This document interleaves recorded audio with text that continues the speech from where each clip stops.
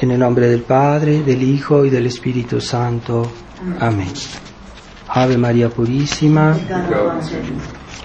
Estimados hermanos, estimados fieles, estamos en el domingo Letare, este domingo que es como un momento de reflexión para nuestras almas, en el sentido que Dios nos quiere mostrar que está presente en su iglesia, que nos sostiene, nos ayuda, nos consuela, y que a pesar de que la lucha es difícil, los tiempos duros, Jesús puede hacer grandes milagros. Este milagro de la multiplicación de los panes a toda esta gente que lo seguía, esta multitud de personas que lo seguía, muestra que Dios puede hacer cosas grandes milagros cuando somos fieles, cuando lo seguimos en el desierto, y que en medio del desierto Dios puede hacer maravillas si Él quisiera. Y entonces tener fe en su ayuda. Estas personas que vieron el milagro de nuestro Señor pues se quedaron maravilladas, pero dice el Evangelio al final que querían hacerlo rey en ese momento, y que Jesús huyó al monte porque sabía que lo querían hacer rey. ¿Qué quiere decir? Simplemente que no es que Jesús no sea rey, sino que Él primero quiere reinar por las almas. Su reino es ante todo espiritual, y el reino temporal de nuestro Señor, o sea, los efectos en el mundo temporal, deben venir primero por la santificación de las almas. Así que cuando haya almas santas, almas cristianas, que creen, que aman a Dios y que viven su vida cristiana, entonces sí va a ser posible en este mundo el reino social de nuestro Señor. Pero no se puede hacer un reino social con personas que no son católicas, con personas que no son buenos cristianos. Es una fantasía. Por eso nosotros que creemos en el reino de Cristo Rey, debemos primero creer en su reino espiritual. Jesús está presente en nuestras almas, primero espiritualmente, y después de otras maneras se hace presente en nuestra vida. Y por eso nuestro Señor no aceptó que lo hicieran rey en ese momento, también porque Él esperaba primero morir por nosotros, y por su muerte ganarnos las gracias de nuestra conversión, de nuestra santificación, esas gracias que iban a venir de la cruz y de la Santa Misa, ¿verdad? Esas gracias de conversión que son las más importantes. Entonces el pueblo judío en esa época estaba muy atraído por la gloria temporal, por la riqueza, por los bienes humanos, entonces querían que su Mesías fuera un Mesías que era como un rey, que les iba a traer a ellos la gloria, la riqueza, el poder, y por eso no lo quisieron recibir, no lo quisieron aceptar, porque no era ese rey que ellos esperaban. Sin embargo, si ellos hubieran creído en nuestro Señor y lo hubieran seguido, tal vez Dios sí les hubiera dado riquezas, sí les hubiera dado, pero porque primero aceptaban el reino espiritual de nuestro Señor. Así que nosotros debemos tener muy presente que la vida cristiana es ante todo, es vivir en gracia de Dios. Ante todo, vivir y practicar las virtudes que van conjuntas a la gracia de Dios. El día de nuestro bautismo recibimos la gracia, pero también las virtudes, todas las virtudes cristianas, que aunque estaban todavía no muy bien desenvueltas, se puede decir, pero esas virtudes ya estaban en nuestras almas ya desde niños, porque todo eso va junto, ¿verdad? Todo eso Dios lo quiere, eso es el reino de Dios en nuestras almas. Y normalmente esas gracias que Dios nos ha dado deben desenvolverse, deben crecer, así como un árbol. Cuando se planta, primero es una plantita, ¿verdad? Pero esa plantita va creciendo, va desenvolviéndose hasta que llega a ser un árbol adulto.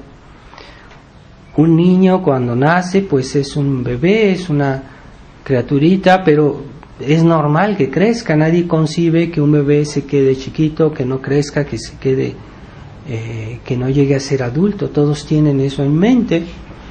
Y lo curioso es que la vida cristiana, muchos no tienen claro en su mente que también la vida cristiana debe desenvolverse y debemos llegar a una madurez espiritual.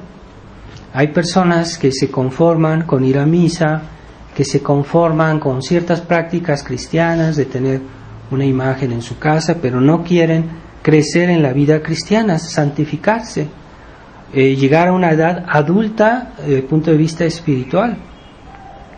Entonces, eso es una cosa absurda, que nosotros comencemos la vida cristiana y que no lleguemos a madurez, que no lleguemos a la santidad por nuestra negligencia. Así que esa tibieza hace mucho daño en nuestra vida. Y en esa época pues era tan fuerte esa tibieza, tan arraigada, que fue un rechazo total de nuestro Señor, al punto que lo crucificaron, porque Jesús, él insistía, él quería ante todo el reino espiritual, la verdadera conversión, las verdaderas virtudes, la verdadera humildad. Cuando nuestro Señor les hacía reprensiones a los fariseos, a los saduceos, a los escribas, lo tomaban siempre muy a mal, en lugar de decir, perdón Señor, nos hemos equivocado, estamos mal, ayúdanos, ¿verdad? Como lo hizo Mateo, ¿verdad? Que era un publicano y se convirtió y llegó a ser un gran santo, como lo hizo la Magdalena, que también era una gran pecadora, pero sí aceptó. Entonces, aunque seamos pecadores, no debemos decir, no, lo que cuenta es la buena voluntad, la respuesta que nosotros le damos a Dios, y que poco a poco esta semillita que Dios planta en nuestra alma va creciendo. Si somos fieles todos los días, no es de un día para otro que esta semilla va a dar fruto, no, pero si hay constancia, esa semillita va a dar fruto con el tiempo. Y así en nuestra vida cristiana debemos ser fieles todos los días a las gracias que Dios nos da a cada instante. Cada oportunidad que Dios nos da de conocer el bien y amar y conocer la verdad y amar el bien, pues es una oportunidad. Entonces se puede decir que todo es gracia, en el sentido que todo es una oportunidad de amar y de conocer y amar mejor a Dios. Todo lo que nos pasa es una oportunidad. Si nos pasan cosas buenas, pues claro, pero si nos pasan cosas malas, también es una manera de ejercer las virtudes como la paciencia, como el espíritu de sacrificio, las virtudes difíciles, ¿verdad? Que son las virtudes pasivas, que son a veces dolorosas de practicar. Pero en ese medio de esas penas, de esas tribulaciones, de esas dificultades, la plantita espiritual que Dios ha puesto en nuestra alma va creciendo. Y entonces un alma fiel, que es fiel toda su vida, puede acumular un cúmulo grandísimo de méritos, de gracias, de virtudes y de santidad que no se nota, pero después de nuestra muerte se va a notar, se va a ver en la otra vida. Así que no dudemos de todos los días de responderle positivamente a Dios y no ser de esas personas perezosas, negligentes, que hoy sí, mañana no, hoy sí, mañana no, esta vez sí. Estamos dándole largas a Dios, pero no. Tampoco caer en el error de creer que debemos hacer todo en este momento y enseguida. No, tenemos una condición humana, así que nosotros obramos gradualmente, poco a poco vamos corrigiendo, vamos mejorándonos, vamos santificándonos. Y el demonio nos quiere hacer creer que debemos hacer todo absolutamente bien en este momento, pero no podemos. Necesitamos poco a poco corregirnos, poco a poco comprender lo que Dios quiere de nosotros, comprender mejor nuestros defectos, nuestras fragilidades, y así en esa medida vamos reaccionando y vamos tratando a cada momento su esfuerzo, y eso es muy positivo. Y Dios no olvida nunca esas almas. De hecho, esta multitud que siguió a nuestro Señor en el monte, en el desierto, pues Dios los recompensó por ese esfuerzo, que no hicieron cálculos, dijeron, ¿no? ¿Cómo vamos a seguir a Jesús allá en el monte? No hay allá ni siquiera qué comer, no hay que beber. No se pusieron a pensar eso, no, querían oír a Jesús, querían oír sus palabras, querían ver sus ejemplos. Entonces esa fe le trajo esa gran recompensa de asistir a la multiplicación de los panes. También esta multitud es figura de la Iglesia católica, que es alimentada por nuestro Señor en la Eucaristía, que es el alimento de la Iglesia, lo que hace vivir a su Iglesia.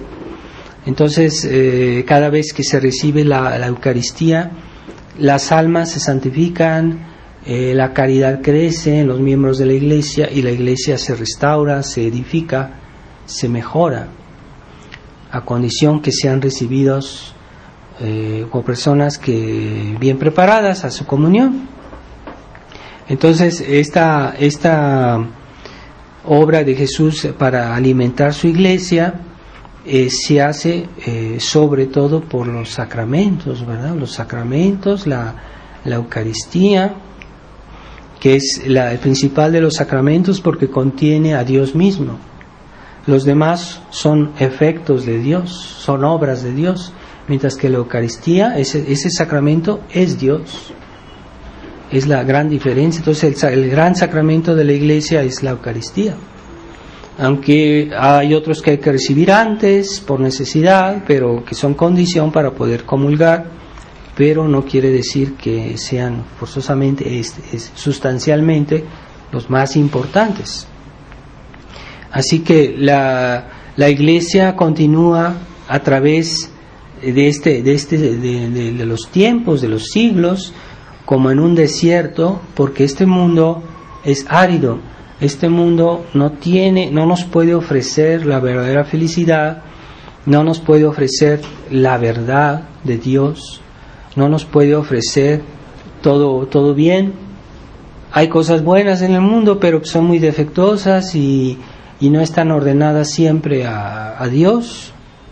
Así que la Iglesia siempre se orientó por Jesucristo, sus palabras, sus sacramentos, su ejemplo, y es lo que ha hecho vivir a la Iglesia en medio de los siglos. Cuando uno lee la historia de la Iglesia, uno ve que la Iglesia siempre ha sido hostigada, siempre ha sido perseguida, siempre ha tenido problemas, aún en los periodos más prósperos de la Iglesia, como la Edad Media, que había mucho cristianismo, pero también había problemas, hubo muchos problemas, hubo crisis muy graves en la Edad Media, porque siempre la Iglesia ha vivido en medio de las persecuciones, en medio a un desierto espiritual, porque de hecho la fertilidad y la fecundidad espiritual solo viene de la Iglesia, no viene de otro lado, no puede venir de otro lado. Así que forzosamente todo lo que está alrededor de la Iglesia pues es un desierto. Pero esta Iglesia, ¿de quién saca su fuerza, su fortaleza, sus dones? De Jesucristo. Así que la Iglesia siempre se ha conformado a conservar lo que Jesucristo nos dejó, su palabra, su ejemplo, sus tradiciones, porque en realidad Jesucristo enseñó a los apóstoles lo que iban a ser las tradiciones de la Iglesia. ¿Qué son las tradiciones? Pues es la conservación de la herencia, de la enseñanza de Jesucristo, que nos viene hasta el tiempo de los apóstoles, hasta el tiempo de Jesucristo. Esa es la tradición. Entonces, ¿cuál era la función de San Pedro? Sobre todo como jefe de los apóstoles, pues él era de conservar la herencia de Jesucristo, la herencia de la Santa Misa, la herencia de los sacramentos, la herencia de las enseñanzas de Jesucristo, que están compendiadas en el credo de los apóstoles, ¿no? El credo de los apóstoles, que es atribuido a los apóstoles, ahí está compendiada toda nuestra fe. No hay nada que inventar, no hay nada que cambiar. Así que la función de San Pedro era de conservar la herencia, no de inventar o modificar o jugar con lo que Jesucristo nos dio. Entonces, si viene un papa que quiere cambiar la fe, está saliéndose de su función, de su rol, del Dios que Dios le dio. El papa es representante de Cristo, pero no es Cristo. Representante de Cristo no quiere decir que él sea Cristo. Que sea el papa el jefe de la iglesia no quiere decir que es el fundador de la iglesia, el autor de la iglesia. Entonces el papa debe simplemente seguir aquella tradición, aquella iglesia que Jesucristo fundó. No la puede modificar, no la puede adulterar, no tiene esa autoridad. No puede, no tiene esa autoridad. Es decir, que si un papa o un pastor cualquiera nos pide de modificar o debilitar nuestra fe, nosotros podemos tranquilamente negarnos, porque él no tiene esa autoridad para el mal, la tiene para el bien. Es más fácil de comprender un padre de familia que le pide a su hijo que vaya a robar. El hijo tranquilamente le puede decir que no va a hacerlo porque es un pecado. Entonces el padre, eso no quiere decir que el hijo no lo reconoce como padre y que no lo tiene respeto, pero puede negarse a obedecer ese tipo de órdenes. Así que es una falsa concepción de la obediencia pensar que uno obedece de una manera siempre absoluta. La obediencia hacia Dios es absoluta. La obediencia hacia los hombres que representan a Dios es una obediencia condicional. En la medida que nuestras autoridades se conforman a la voluntad de Dios, debemos obedecer. Es un deber, sí, claro está. Pero si la autoridad, tanto eclesiástica como civil, se niega a aceptar la ley de Dios o de alguna manera las ordenaciones y disposiciones de Dios, entonces debemos desobedecer. Si es algo que es un pecado, que va contra nuestra conciencia, debemos desobedecer. Así que vemos hoy como el Papa Francisco hace ostentación de muchas excentricidades sobre muchos temas de la Iglesia y pone en duda muchas verdades de una manera a veces implícita o a veces explícita. Entonces no podemos obedecer. Así que para obedecer hoy a Jesucristo, la crisis de la Iglesia es tal que hoy, para obedecer a Jesucristo y a la verdadera Iglesia, uno no puede estar sometido o estar dentro de la Iglesia oficial, aunque uno reconoce a la Iglesia y a la autoridad como tal, pero no puede uno vivir plenamente su fe si está dentro de la Iglesia oficial. ¿Por qué? Porque los que hoy han ocupado la Iglesia están siendo infieles a la Iglesia. Es un misterio, un castigo de Dios a este mundo por sus pecados, por sus aberraciones, pero es lo que está pasando. Y no es absurdo y no es nuevo, porque en la historia hay varios casos de antipapas, de papas que fueron infieles a nuestro Señor, o que no eran papas, o que eran papas que se extraviaron. Entonces ¿Es posible eso? Sí, es posible. Históricamente es posible, es verificable. Y el Concilio Vaticano I nos dijo de fe que el Papa es infalible, no es siempre infalible. Es infalible cuando usa el uso de sus facultades de enseñanza ex cátedra, pero que no toda enseñanza, todo acto del Papa es forzosamente infalible.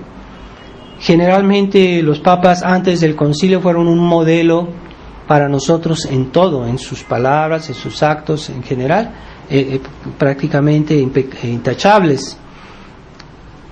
Porque sí, de todos modos el Papa, aunque no sea infalible en todos sus actos, está asistido por el Espíritu Santo, eso es verdad.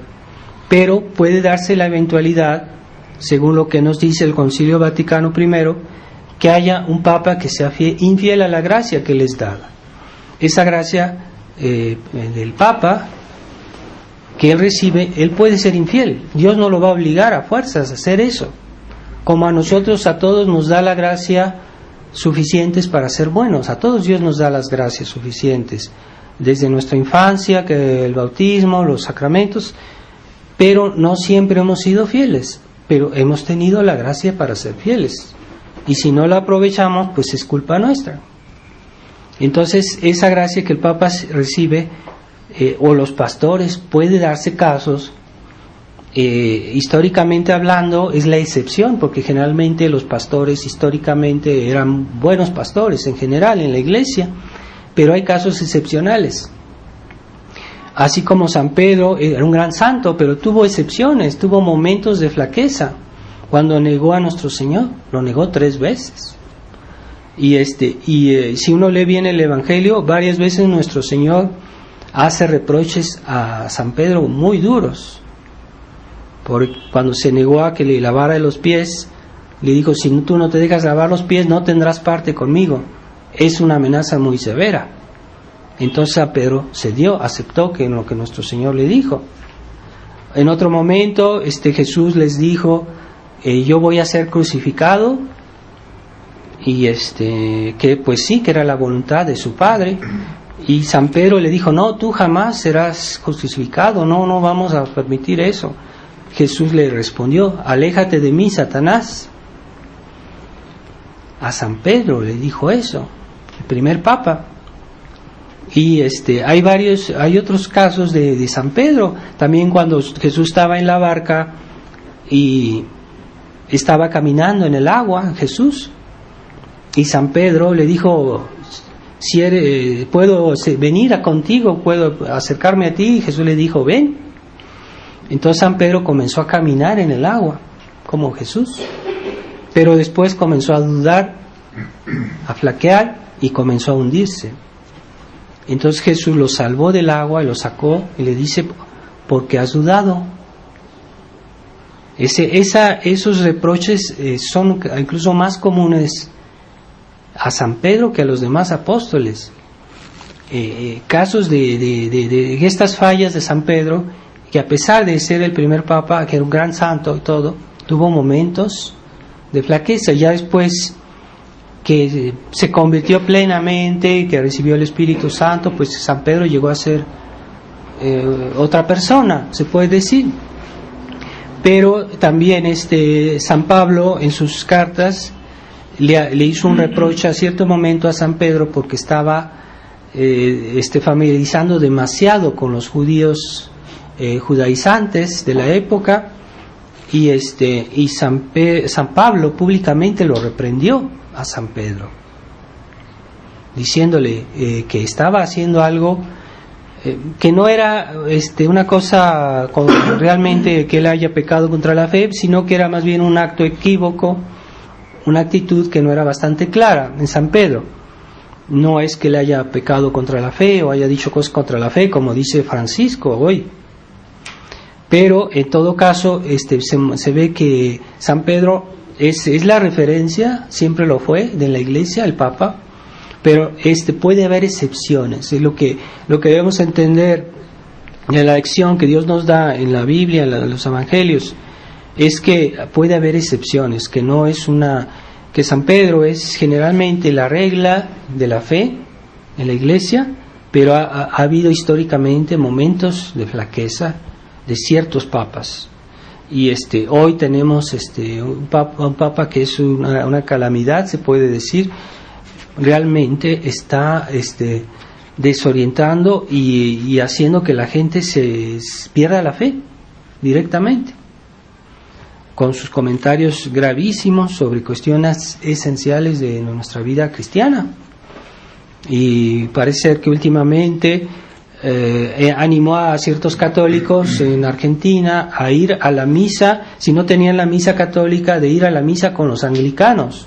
Entonces ya es la mezcla de las religiones que quiere la masonería. Es el ideal masónico de mezclar todas las religiones.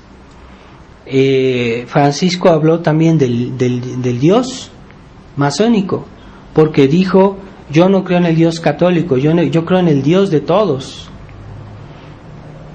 Entonces, ¿cuál es el Dios de todos? Es el Dios masónico. Los masónicos pretenden que haya un ser universal al cual todas las religiones están sometidas. Eso es un error.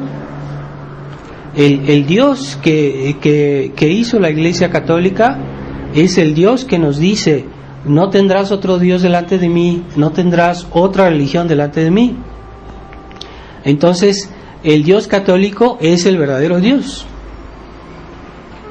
Y los otros es un Dios que ha sido imaginado por los hombres, que ha sido imaginado por la masonería. Es un Dios que no es trinitario, es un Dios que no es el verdadero Dios. Entonces, si los budistas adoran a un ídolo, ya no creen en Jesucristo. ¿Y Jesucristo quién es? Es el verdadero Dios. Entonces, ¿ellos están bien o quién está bien? Entonces, este Papa está haciendo un daño impresionante, y ya los católicos, que de por sí están muy desorientados con todas las directivas del Concilio Vaticano II, los viene a todavía debilitar más con esas declaraciones a veces muy francas y a veces también muy ambiguas o capciosas, para que la gente, ya sabemos, cuando hay una declaración ambigua, que la gente opta siempre por la opción más sencilla o más fácil. Entonces él hace declaraciones ambiguas en cosas que no debe hacerse declaraciones ambiguas, como diciendo con los homosexuales: ¿quién soy yo para juzgarlos? Es como decir, bueno, ellos están bien, o ellos pueden estar bien, ellos creen que hacen bien y están bien. Esa es una manera de interpretar esas palabras. Entonces, ¿qué van a decir los homosexuales ya? Y de hecho, ¿qué es lo que dicen? Pues el Papa está con nosotros, el Papa ya ve, nos está defendiendo. Y a ese tipo de personas el Papa los recibe en el Vaticano de una manera ostentosa, los recibe con una simpatía y una sonrisa, como si fueran unos héroes, y es una manera tácita de apoyarlas, o decir: sigan, no hay problema. Entonces, a veces por los gestos, por las acciones, se interpreta el pensamiento, ¿verdad? Si yo apruebo algo, si yo apruebo una persona que está haciendo un crimen, y si la trato bien cuando hizo ese crimen, ¿qué quiere decir? Que estoy de acuerdo con él.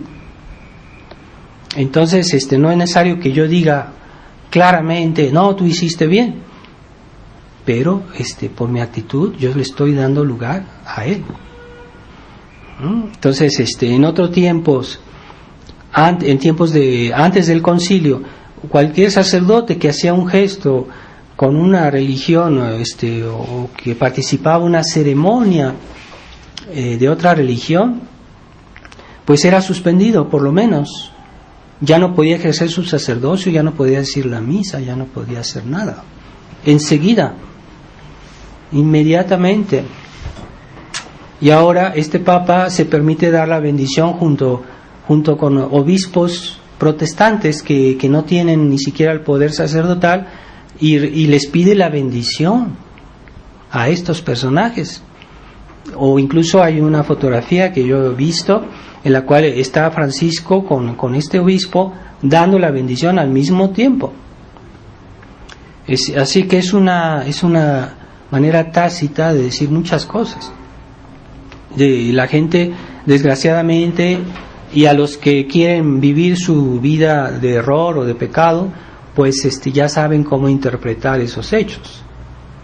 Entonces estamos en una situación de gran confusión y de gran temor, porque estamos justo en el centenario de las apariciones de Nuestra Señora de Fátima, y es posible que en estos días, en estas semanas que siguen, porque va a ser el 13 de mayo próximo que se cumplen los 100 años de la aparición de Nuestra Señora de Fátima, todas los castigos que ella anunció todavía no se han cumplido todos, así que es de temer que pasen cosas en este año. Así, tengamos la preocupación de rezar más en este año y de no faltar nuestro rosario todos los días. Tengamos esa preocupación. Si alguno no ha hecho sus primeros sábados del mes, como pidió Nuestra Señora de Fátima, que los haga inmediatamente, porque queda poco tiempo tal vez antes de que venga ese gran castigo. Entonces pidámosle a nuestro Señor que nos haga siempre permanecer dentro de su iglesia, dentro de la iglesia que tiene pastores, pero que nosotros seguimos en la medida que los pastores siguen a Jesucristo y que son verdaderos representantes de nuestro Señor Jesucristo, que no quieren inventar algo nuevo, que no quieren cambiar la iglesia de Jesucristo. Entonces esos pastores pues lo tenemos muchas veces por escrito, grandes autores de grandes libros que han sido escritos antes del concilio, que eran obispos ejemplares, papas ejemplares.